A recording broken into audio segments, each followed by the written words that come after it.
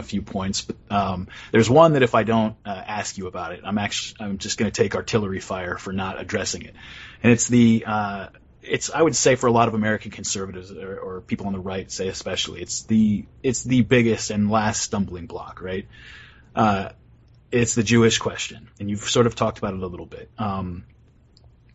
For historical reasons, for religious reasons, for various things, obviously it's a huge stumbling block for people, even people who are, build a wall, deport them all, Trump supporters from day one, that kind of thing. What is I'll let you kind of take it over. What is the Jewish question? Why does it merit being named clearly and separately as opposed to just sort of being an obvious fact following from ethno-nationalism in general? Well, I actually wrote a piece called Reframing the Jewish Question where I say that it is just a first-order implication of ethno-nationalism. Poor research. That's poor preparation right there. No. But what you said reflects a very common attitude amongst white nationalists. They always say, well, first we can start out with ethno-nationalism and realism about race, but the Jewish thing, that's like higher mathematics. It's like advanced calculus. We don't have to go there right away. And it's like, no, it's not advanced calculus. It's a first-order, self-evident implication of the ethno-nationalist principle, which is that the best way to prevent conflicts between different peoples to the extent that that's possible is for them to have their sovereign homelands. And lo and behold, Jews actually struggled for a very long time to create a sovereign Jewish homeland, namely Israel. And my attitude is that Jews should live in their sovereign homeland, but they don't because they're not forced to and because it's very advantageous for them to have it both ways. They have their ethno-state and they also live as a diaspora. Now, the ethno-state benefits from that because the diaspora is constantly meddling in the internal affairs of their host societies to support Israel. And that's especially true in the United States, where we have as many Jews living here as we have living in Israel, and where Israel gets billions of dollars every year in loans and just outright giveaways, and loans that'll never be paid back, so they're just giveaways anyway. Also, where we're wasted trillions of dollars since 2003 in fighting wars in the Middle East that are dictated by Israeli strategic interests or strategic calculations. I won't even dignify it by saying that it's in their interests, but it's certainly they calculated it to be as such, rather than U.S. interests. It is an absolutely catastrophic situation that our foreign policy is controlled by people who are thinking primarily about the interests of a foreign society, namely Israel, rather than the good of America. Jews are a distinct people, and they're loyal to one another, and that's all healthy and well and good. But if that's true, then we cannot give them citizenship in our societies and power in our societies and influence over our societies at the same time. And that is what the Jewish question is. The Jewish question really arose with the emancipation of Jewish communities in Europe. For a very long time, they were encapsulated, self-governing communities, and then they were, quote-unquote, emancipated by Napoleon. He was the great emancipator of Jewry. Well, as soon as they were emancipated and became citizens of the societies around them, it became a question. It was like, wait a second here. Not only are they citizens of our society and have all the rights of citizens in our society, but they're also, in fact, citizens of their own society, where they have their primary loyalty to other Jews all around the world, and even in our rival societies, even in our enemy societies, even in societies we're fighting wars against. Isn't there something weird about this? And isn't this an inherently unjust and disadvantageous relationship that we have instituted? Because, and again, this goes back to the whole game theoretical issue, just as a team strategy beats an individualistic strategy. If you got somebody with dual citizenship, basically that dual citizenship is a way that that a foreign team can play you. They can hack your system. And you look as the 19th century and the 20th century unfolded, and yes, indeed, you see that pattern over and over again. Influential Jewish minorities in various European societies have caused wars and revolutions and catastrophic policies for the societies that they're ostensibly citizens of and therefore ostensibly should be looking out for the common good of. And yet they do these things because they're more concerned with their real nation, which is the Jewish nation. In the 19th century, influential Jews in Germany, were playing really dangerous games, influencing German foreign policy in Eastern Europe to be advantageous to Eastern European Jewry, for instance. That shouldn't be possible. We shouldn't allow people who are foreign people to influence our institutions for the benefit of foreign powers. And that's exactly what American Jewry does over and over again. And it doesn't matter if they're right-wing Jews or left-wing Jews. There's a story in the Old Testament, I think it's in the book of Genesis. The particular names are escaping me. I think it's Jacob and Esau. The basic story is this. One Jew has wronged another, and then he sees his brother or half-brother approaching him, his clan is approaching him, and he doesn't know if he means ill or not, and he fears being attacked. So what does he do? To ensure his survival, he divides his camp. He sends some of his people to the other camp as basically refugees, as defectors. And basically what these defectors do is they can influence the enemy camp, and if the enemy camp attacks the home camp and destroys it, at least some of those people will survive. Well, if you look at the history of Jewish intellectual movements and Jewish political involvement since Jewish emancipation, you see this all the time. And the neoconservatives are a beautiful example of this. The main population of neoconservatives comes out of the Zionist wing of the Trotskyite movement. Okay, Bolshevism was largely a Jewish thing. Marx was a Jew. The core people who advanced Bolshevism were Jews, or part Jews, or married to Jews. It was a heavily Jewish phenomenon.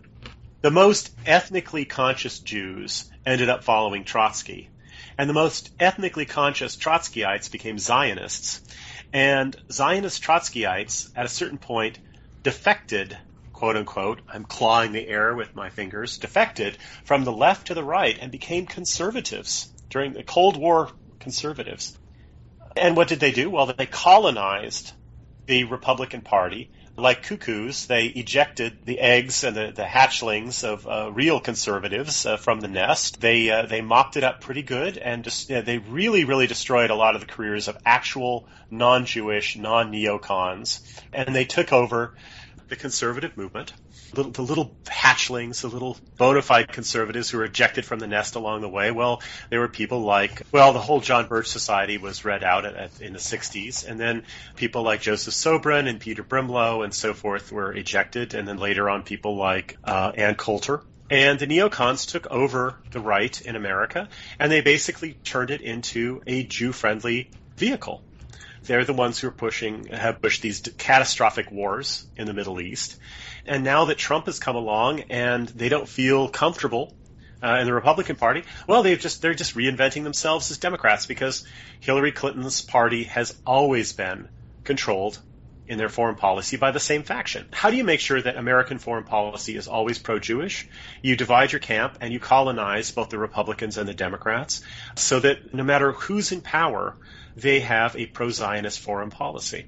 I mean, Democrats in power, it's more, the peace process, and they have us on with that thing, the peace process that never eventuates in peace and always requires more American money to keep that thing going. And when Republicans are in power, it's a more truculent thing where we're actually fighting wars or signing off on foreign interventions by Israel. But it's the same group of people running American foreign policy, exercising veto power over American foreign policy for the ethnic interests of Israel. And I just think that enough is enough. We cannot trust these people to actually look out for the interests of America.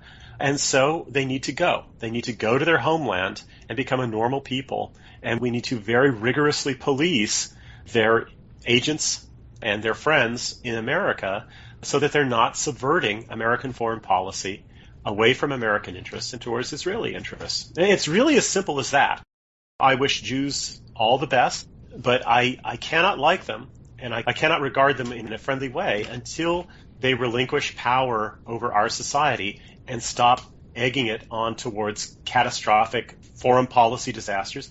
And also, they play a huge role in promoting every form of left liberal decadence and decline that sensible conservatives have to oppose. Race mixing and gay lib and women's lib and multiculturalism and porn and drugs and so forth, they make an industry. Basically, they're shorting Western civilization, meaning they're profiting from the decline of our values. And they've instituted themselves in such a way in our society that they profit from our decline. They profit from the decline of our families. They profit from the decline of our sexual behavior and morality. They profit from the decline of our institutions. Our marriages are breaking up. Well, that's great for lawyers.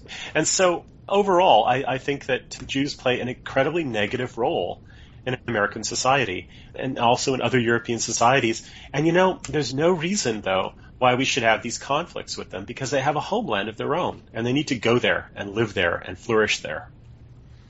I don't quite understand the multiculturalism aspect of it, especially not in the United States, where we have like a different type of Muslim population, a large enough country where it's not quite a problem. But from what I understand, Jewish groups and Jewish voters in European countries are pretty much fully on board with importing as many refugees as they can. And I don't understand the connect there, like what they would get out of that, because I can't imagine anybody that's going to be more tolerant of them as a group than especially Anglo society, Protestant Anglo society, but European society in general. So do you have thoughts on that? Well, yeah, they have long memories, and they constantly try to goose our memory with Holocaust education, because it's their contention that it was a European society within living memory that tried to exterminate every last one of them on the globe and conquer the world. Now, there's a lot of malarkey connected with that claim, but a lot of Jews fervently believe that. They believe that Europeans are capable of trying to exterminate every last one of them, whereas Jews have lived in very cordial relations with Muslims for very long periods of time. And they chose to put their ethno-state in a sea of Muslims, which is very interesting. They could have gone to Uganda or Madagascar or the Soviet Far East or whatever, but they chose to live in a sea of Muslims. They're not as afraid of Muslims as they are of us. Okay, and that's basically it. And therefore, they feel greater fear in homogeneous European societies than they do in a sea of Muslims in Israel. Okay, that's fascinating. That might not be rational, but that's how they feel. Jews promote multiculturalism because they're an outsider group, and hence they don't want you to think of yourself as belonging to a Christian society because they're not Christians. They don't want to live in an ethnically defined society because they're a different ethnic group. And they have worked tirelessly to open up the borders, not only of the United States, but of every European society to non-white immigration. Why? Well, because as the European majority is diluted, their power grows. It's as simple as that. Now, a lot of people say, but these Muslims, they like beat up Jewish schoolboys and they're dangerous people. Yes, that's true. But every day Israel makes policies and enforces policies that they know will cause terrorism directed at Jews. Every day they do that. They know that a certain number of Jews are going to die because of the policies they enact, and they're willing to accept that. They're willing to accept that within the borders of their own state. They're willing to accept it in France. They're willing to accept it in the United States because they think it redounds, on balance, to the greater good of their community, and they're willing to accept a few casualties. And it's as simple as that. I've heard a few people talk about, perhaps, just like maybe in any country, when a president needs support, he attacks Grenada, or Margaret Thatcher needs support, she attacks the Falklands, that when Jewish emancipation happened in Europe, a lot of the conservative rabbis and a lot of the people who were really committed to the community were more afraid of assimilation than they were of, extermination or violence or anything like that. And so creating a certain level of conflict sort of firms up the boundaries and the membranes between the peoples a little bit. This is true. This is very true. And assimilation is a great threat to Jews because all traits are distributed along bell curves, and that includes traits that I think are genetic, like ethnocentrism. Jews as an ethnic group, like other people who are predominantly Middle Eastern, are more ethnocentric than Europeans. I mean, this is just a fact of reality. It's biologically clear. But those traits are distributed on bell curves, and the less ethnocentric Jews will marry out. I've known a number of them. They say that this is bullshit. I don't want to be involved in this. There's this one woman I knew who was, she's dead now. I've had Jewish friends. I've sort of over the years allowed them to drop, or some of them have died, and I've not tried to make new Jewish friendships because as I became increasingly aware of the Jewish problem, I just didn't want to have these sticky dual loyalties in my own life, right? Mm. But this woman actually gave me permission to think a lot of these thoughts and sort of egged me along because she had a very interesting life. Because she was raised as Catholic and she was an orphan, and she only discovered that she was Jewish when she was a teenager. And this Jewish family showed up and said that, she was part of the family, and they took her away from this Catholic orphanage where she was being raised and wanted to be a nun when she grew up, told her she was a Jew and tried to make her into a Jew. And she basically said that being turned into a Jew basically meant being turned into a misanthrope who hated the rest of humanity and stayed indoors and didn't go out and play. And she wasn't inclined to do that, and they started actually calling her the little German. And then after a while, they took her back to the orphanage and dumped her. And I thought, well, that's a really fascinating story. But, she was one of these low ethnocentrism Jews, right? And she ended up marrying out. She married 2 white guys, right? She had kids with, and she didn't even tell her children about her Jewish heritage until they were all grown up. That's an example of the kind of people who marry out. And you can only really have barriers to that if there's a great deal of polarization in society between Jews and Gentiles. And so, yeah, the Jewish community needs anti-Semitism to maintain its boundaries, and they're searching for it with a magnifying glass sometimes and tweezers to find anti-Semitism. I remember watching Yoav Shamir's documentary Defamation, where he went to the offices of the Anti-Defamation League in New York. And, the kinds of anti-Semitic horror stories that they probably got 60 or 80 of a day, people calling in saying, I wasn't allowed to take the Jewish holidays off. It's anti-Semitism. These people don't feel privileged enough, right? They're objectively the most privileged group in America, but not privileged enough by their own lights. And so they're calling this organization that has hundreds of millions of dollars a year to basically snitch on their employers for not giving them even more special treatment than they already get. And this is anti-Semitism. But they need this. They need this consciousness to maintain their boundaries. And even with that, a lot of Jews are just choosing to marry out and cease to be Jewish. And, you can't blame them. A lot of them just want to join the human race, right? Rather than be misanthropes, which is what their religion really requires. So Jews need anti-Semitism, I think, to survive as a separate group. And yet at the same time, they have this weird reflexive habit of constantly racking their brains and trying to figure out, where does anti-Semitism come from? I remember Sharansky wrote this book that, of all people, George W. Bush praised. It might have been the second book he ever read after the children's book on 9/11, right? But Sharansky, he had some excerpt of it that was published on the web, and I was howling with laughter because he's going on, he's saying anti-Semitism is the most baffling thing. There's no common denominator. It happens in Buddhist societies, in Christian societies, in Jewish societies. It's the most, not Jewish societies, but Christian, Muslim, whatever societies. It's happened in every stage of history. In socialism and communism, there's no common denominator. And it's like, wait a second, there's one thing that all of these societies have in common, and that's Jews, right? Israel Shahak made this. He said, the ghettos grew up because they existed in the minds of Jews, right? They were just an externalization of the Jewish mentality of their own separateness and their insistence on being separate. Their dietary laws, their dual ethical codes, all these things are designed to maintain their sense of separateness and distinctness as a people. And that separateness and the tendency to look down upon other people as not even really human does inevitably produce a backlash, and we call that anti-Semitism. Jews are aware of their own Jewishness, and when Gentiles become aware of Jewishness, that's what they call anti-Semitism.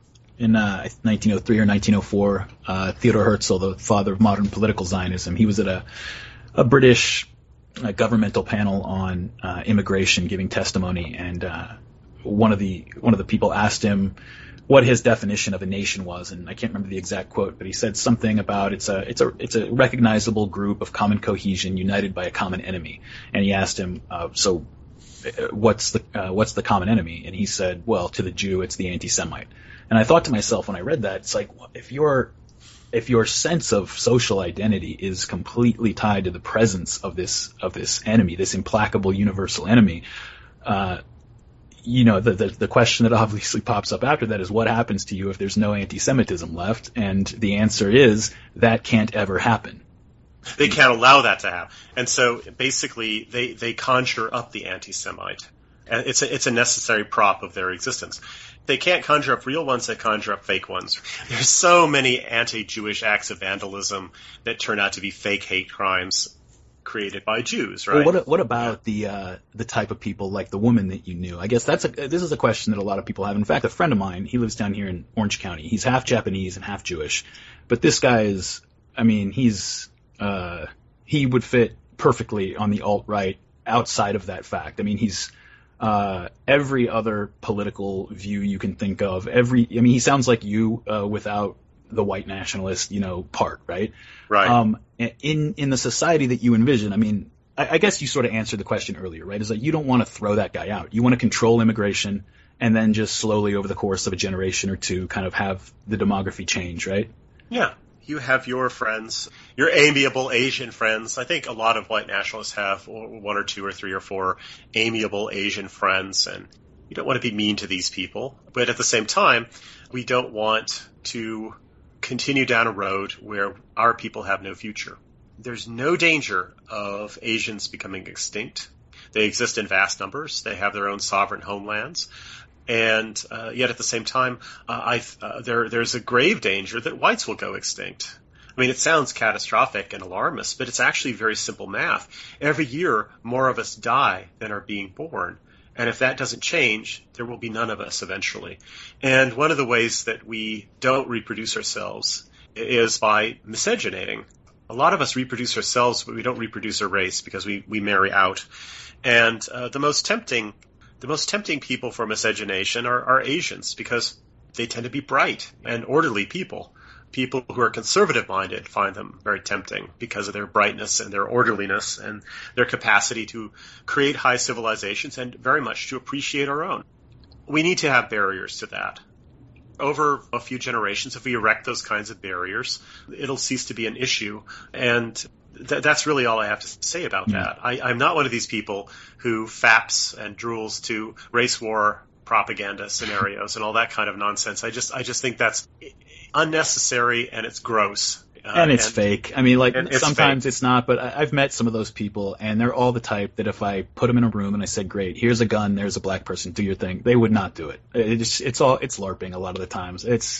I think a lot of people like to they like the thrill of taboo breaking and shocking people and being that guy and that kind of thing. And I don't really have a lot of patience. That's why I'm talking to you as opposed to maybe somebody else. I wrote this piece called "Tough Talk from a Hard Man on the Internet." And a lot of these people are basically tough talkers posturing as hard men on the Internet. I'm sorry, but we have to take it off the Internet and we have to be real and we have to think about solutions that are sensible and moral and decent and fair. And there's nothing fairer than allowing every people to have a land of its own. It sounds like if, as the alt-right kind of continues to grow in power in the American right, that we're probably going to have to ditch the word conservative and bring back reactionary, because it sounds like, the way that you phrase it is very much, it's a defensive response to something that you see happening in a historical process, right? This is a thing that is happening, and a line needs to be drawn. It's not an attack; it's a defensive position in a way. Yeah, but I don't like the idea of being called a reactionary or being a reactionary. Yeah, it's a reaction; it's self-defense. But so much of what's called reactionaries are like cranks who want to. They don't want to use computers, they want to use quill pens. People who not only LARP, but LARP is like 17th century Puritans. I've seen some of them going on about America needing to be a Catholic country. I'm like, what are you talking about? Like, that's not... Are we on the same planet? What are you talking about? Yeah, that is so You know, I mean, it might happen if we continue our immigration from the South the way it's coming. Then we might Yeah. be Catholic. That's the only way that's happening. Yeah, exactly. Things like that are just ludicrous. And I do get a good chuckle out of that kind of stuff. Actually, I don't think of myself as a reactionary at all. I think of my policies are more close, to be honest, to the progressive movement of the early 20th century than to anything that's reactionary. Yeah, we didn't get into that, but yeah, that's Seriously, they believed in eugenics. They believed in nature preservation. They passed immigration restriction. A lot of them were influenced by Darwinism. That's all good. A lot of these people recognize that liberalism and democracy, they recognize that the things that made America great, which I think are not captured by thin concepts like liberalism and democracy, but let's just say the things that made America a great society at the end of the 19th, beginning of the 20th century were ethnically specific things. They were connected with the ethnic genetic interests of Northern Europeans, and they wanted to preserve that. That's me, up one side and down the other. That's how I feel about politics. And they also believed in regulating capitalism to serve the common good. So I believe that too. So in some ways, I'm a throwback to the progressive movement. I like Guillaume Fay's book, Archo-futurism, because he is both progressive in some ways. He believes in technology and progress in those senses. But he realizes that these things need to be infused by a return of archaic values. And really what that means is pre-liberal, pre-modern values. And really what that means, aside from, say, healthy attitudes about the differences between the sexes, he means what we can recognize as classical aristocratic values. Sure. Pre-bourgeois values.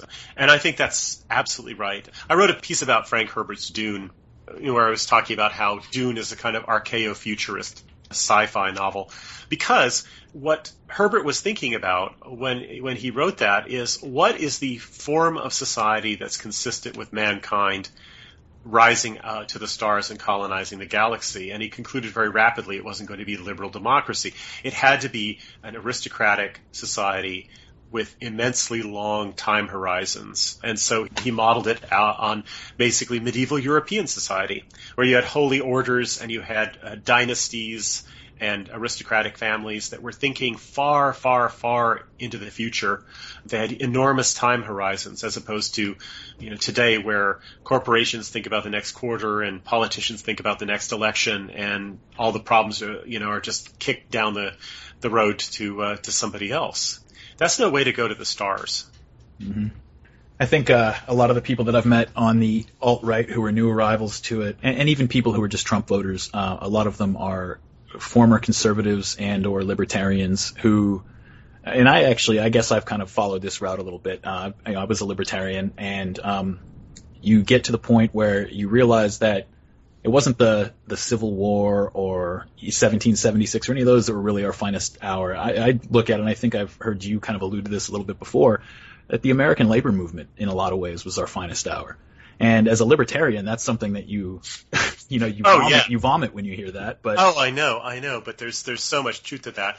My view about labor unions is basically this: in a badly ordered society where you don't have a wise leadership that's looking out for the common good, labor unions are sort of the best way of moving sort of accidentally through negotiation and clashes between different interest group at this aim. And the aim basically is this. First of all, we need constant pressure towards technological progress, and that means keeping labor costs high. Right. That's the way that we avoid the plantation economy, which is the evilest form of Anglo-Saxon capitalism. And that's what globalization is producing today, a global plantation economy. We need the pressure towards technological progress. I was very, very happy to hear Peter Thiel allude to that. Yes, he sees that very clearly. The other thing that the labor movement does, that we need to do, and that in a wise society we would do, is we have to make sure that the productivity gains of technological progress go to the working and middle classes. We do not want the wealth generated by all these technological productivity gains to be just hoarded by some vastly wealthy people, because that creates a dangerously unrepublican form of government. And the ultimate goal of this is something I outline in an essay called Money for Nothing. The ultimate goal of forcing technological progress and forcing the productivity gains of technological progress to go back to the workers, right, would be a society where machines put us all out of work. Mm-hmm. Right? Because if we had a society where machines put us all out of work in the present dispensation, everyone would starve, and then the capitalists would starve, right? I mean, what the, and then they'd get their heads cut off. Yeah, or what they do is they think, well, we've got these machines producing all this other stuff, and we don't have any consumers. Let's make machines to consume the stuff, And it's just it's a totally ludicrous vision of things, right? So what you need to find a way where we basically get to the Star Trek economy or the Jetsons economy, right? Where as the productivity gains go higher and higher, they're cashed out, not in terms of increased consumption, because we live on a finite planet. I mean, it's got to be cashed out in terms of increased leisure, right? Until, we're working 1 hour a week, right? Or something like that. And living all at comfortable Western middle class standards of living. That's possible. What do you do with the rest of the time? Well, explore the cosmos, improve recipes, plant gardens, raise kids, strum on guitars, whatever. That's what we do. But that's the vision that I would like to see happen. And I think that